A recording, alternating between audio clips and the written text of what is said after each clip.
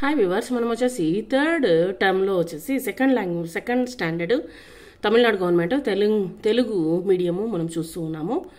ఇక్కడ ఆకాశాన్ని చూపిస్తూ ఇద్దరు పిల్లలు ఆ యొక్క మాట్లాడుకుంటూ ఉన్నదే సంభాషణ గురించి, ఆకాశం గురించి చెప్తూ ఉన్నారు.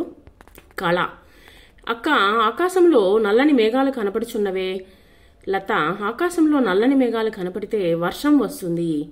వర్షం వచ్చింది. ఇద్దరు పరుగులు తీశారనమాట. అక్కడ ఏముంది, ఇంద్రధనస్సు అనేటువంటిది ఉంది. అక్క, ఆకాశంలో రంగురంగుల పట్టీలు కనపడుచున్నవే. ఓ అదే ఇంద్రధనస్సు. వర్షపు చినుకులు పడినప్పుడు సూర్యుని కాంతి పడుట వలన ఈ విధంగా ఏర్పడుతుంది ఈ యొక్క ఇంద్రధనస్సు. కళ, ఆకాశం నీలిరంగుగా కనిపిస్తూ ఉందే. లత, ఆకాశం పగటి వేళలో మాత్రమే నీలిరంగులో కనిపించును. అక్క, అలాగైతే ఎందుకు ఆకాశం వచ్చేసి ఉదయం సాయంత్రం ఎరుపు రంగులో కనిపిస్తుంది? లత, సూర్యుడు తూర్పున ఉదయించేటప్పుడు, పడమర అస్తమించేటప్పుడు ఆకాశం అనేటువంటిది ఎరుపు రంగులో, ఎరుపు మరియు పసుపు, ఆరెంజు ఈ మూడు వర్ణంలో మనకు కనిపిస్తుంది అనమాట. నక్షత్రములను గురించి చెప్పండి అక్క. మిడుగురు పురుగుల వలె నక్షత్రములు మెరుస్తూ ఉంటాయి. మినుగురు పురుగులు మీరు చూసి ఉంటారా? అడవుల్లో కానీ లేదా మనము పొలాల్లో కానీ గమనించినట్లయితే చిన్న చిన్న పురుగులు వచ్చేసి లైట్ మాదిరిగా వెలుగుతూ ఉంటాయి అనమాట. వాటిని ఏమంటారంటే మిరుగురు పురుగులు అని అంటారు. రాత్రిపూట మటుకే అవి ప్రకాశిస్తూ ఉంటాయి. సో ఆ మిరుగురు పురుగుల వలె నక్షత్రాలు ఉన్నాయి. అవి చాలా దూరంగా ఉండడం వల్ల మనకు చిన్నవిగా కనిపిస్తూ ఉన్నాయి. నక్షత్రాలు చాలా పెద్దవి, భూమి కంటే పెద్దవి, చంద్రుడి కంటే పెద్దవి, కానీ చాలా దూరంలో ఉండడం వలన మనకు వచ్చేసి ఏం కనిపిస్తుంది, చిన్నవిగా కనిపిస్తూ ఉన్నాయి. ఆకాశం ఎల్లప్పుడూ అందమే. సూర్యుని గురించి తెలుసుకుందాం. సూర్యుడు ఒక నక్షత్రము మరియు ఇది ఒక అగ్నిగోళము. ఎప్పుడు బాగా వేడిగా ఉంటుంది. మీరు గమనించినట్లే ఒక భూతద్దాన్ని కానీ తీసుకొని ఒక పేపర్ని కానీ పేపర్ పైన పెట్టి ఆ యొక్క సూర్యుని యొక్క కిరణాలను ఉపయోగించి చూసినట్లయితే అదేమవుతుందో తెలుసా, అట్లాగే బగ్గుమనే మండుతుందన్నమాట. సో ఇది మనకు కాంతిని, ఉష్ణాన్ని కూడా ఇస్తుంది. ఈ యొక్క సూర్యుడు కాంతిని, లైట్ని, తర్వాత వచ్చేసి ఉష్ణాన్ని కూడా ఇస్తుంది. ఉష్ణము అంటే వేడిని. సరే, చంద్రుడి గురించి తెలుసుకుందామా. చంద్రుడు భూమి యొక్క ఉపగ్రహము. చంద్రుడు మన భూమి పక్కనే ఉంటాడనమాట. ఇది ఒక రాతి గోళము. ఇది వచ్చేసి ఒక రాయి మాదిరిగా ఉండేటువంటి ఒక గోళము, తిరుగుతూనే ఉంటుంది. చంద్రునిపై ఎలాంటి జీవరాశులు లేవు, ఎవరు దాంట్లో జీవించలేరు. చంద్రునికి స్వయంగా ప్రకాశించే శక్తి లేదు. అది సూర్యకాంతిని ప్రతిఫలింపచేస్తుంది. సో సూర్యుని యొక్క కాంతి పడితేనే చంద్రుని వెలుగు అనేటువంటిది వస్తుందన్నమాట. అందుకనే చంద్రుని యొక్క వెలుగు వచ్చేసి సూర్యుని కాంతి వల్లనే మనకు చంద్రుని యొక్క వెలుగు అనేటువంటిది మనకు వస్తూ ఉంది. సరే, నక్షత్రాల గురించి తెలుసుకుందామా. నక్షత్రాలు రాత్రి వేళ ఆకాశంలో ఒంటరిగా లేదా గుంపులుగా కనపడతా ఉంటాయి.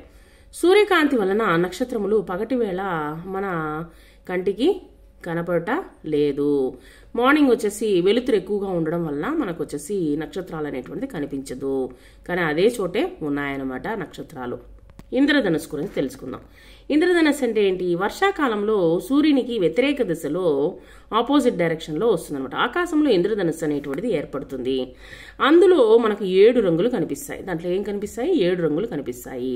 ఇక్కడ పగటి వేళ, రాత్రి వేళ ఏమేమి కనపడనో క్రింద ఉన్నటువంటి పటంలో మీరు గీయండి. పగటి వేళ ఆకాశంలో ఏమేమి కనపడుతున్నాయి గీయండి. తర్వాత రాత్రి వేళ ఆకాశంలో ఏమేమి కనపడతాయో మీరు గీయండి. ఇవన్నీ మనము వీటిలో నోట్స్ రాసేటప్పుడు చూద్దాం. ఇంద్రధనస్సు, సూర్యుడు, చంద్రుడు. మనం కూడా ఇంద్రధనస్సుని తయారు చేయొచ్చు. ఎలాగో తెలుసా? ఒక గాజు బీకర్ని తీసుకోండి, ఒక గాజు గ్లాసుని తీసుకొని నిండుగా నీటిని నింపండి. నీటిని బాగా ఫుల్గా నింపేయండి. నింపిన తర్వాత అందులో ఒక అద్దపు పలకను ఏటవాలుగా ఉంచండి. అద్దపు పలక అంటే మీకు తెలిసి ఉంటుంది, అద్దాలు ఉంటాయి కదా. ఒక అద్దాన్ని తీసుకొని దాంట్లో ఏటవాలుగా క్రాస్గా ఈ మాదిరిగా బొమ్మలో చూపించినట్లు వేయండి. ఆ తర్వాత ఏమవుతుందంటే గాజు బీకరు లోపల అద్దపు పలకపై సూర్యుని కాంతి పడినట్లు చేయండి. సూర్యుడి యొక్క కాంతి పడేటట్లు చూసిన తర్వాత ఆ యొక్క గోడపై ఏమి కనపడుతుందో చూసి ఆనందించండి. గోడపై ఏం కనిపిస్తుంది? ఇంద్రధనస్సు వస్తుందన్నమాట. సో సూర్యుడి యొక్క కాంతి వల్లనే మనకు ఇంద్రధనస్సు రకరకాలైనటువంటి కలర్లు మనకు కనిపిస్తూ ఉంటుంది. ఎంత ఆశ్చర్యమో చూడండి. దిక్కులను గురించి తెలుసుకుందామా. ఇక్కడ చూడండి, సూర్యుడు ఉదయించు దిక్కు తూర్పు అనమాట. తర్వాత సూర్యుడు అస్తమించే దిక్కు పడమర. చూడండి ఎలా ఉంటుందో చూడండి. పడమర సూర్యుడు ఉదయించేటప్పుడు ఎలా ఉంటుంది, అస్తమించేటప్పుడు ఎలా ఉంటుందో చూడండి. ఇక్కడ సూర్యుడు ఉదయించే దిక్కు తూర్పు, సూర్యుడు అస్తమించే దిక్కు పడమర. ఇక్కడ వచ్చేసి ఉత్తరం, దక్షిణం అనేటువంటిది ఇక్కడ ఇవ్వడం జరిగింది. మనము తెలుసుకోవచ్చు దీని ప్రకారంగా. మనము తూర్పు, ఉత్తరం, దక్షిణం. మనము తూర్పు దిక్కుగా నిలబడినప్పుడు మన ఎడమ చెయ్యి చూపు దిక్కు ఉత్తరం అనమాట. సో ఎడమ చేయి వైపు ఉండేటువంటిది ఉత్తరము, మన కుడి చేయి చూపు దిక్కు వచ్చేసి దక్షిణం అనమాట. తూర్పు, పడమర, ఉత్తరం, దక్షిణం అని 4 దిక్కులు అనేటువంటిది మనకు ఉన్నాయన్నమాట. సో ఎన్ని దిక్కులు మనకు? తూర్పు, పడమర, ఉత్తరం, దక్షిణం అని 4 దిక్కులు ఉన్నాయి. ఇక్కడ సీతాకోక చిలుకకు దిక్కులను చూపుదామా? ఇక్కడ చూడండి, ఆ పటంలో పడమర, ఉత్తరం, తూర్పు, దక్షిణం అనేటువంటి వేసింది. ఆ విధంగా వచ్చేసి ఆ యొక్క సీతాకోక చిలుకకి మనకు ఆ యొక్క చెట్ల పైన ఉన్నటువంటి దిక్కులని చూపిద్దాము. రోజా బుట్టలో ఉన్నటువంటి సీతాకోక చిలుక తెల్ల చామంతి బుట్టను చేరుటకు ఏ దిక్కులో ఎగురవలను? మల్లెల బుట్టను చేరుటకు ఏ దిక్కులో ఎగురవలను?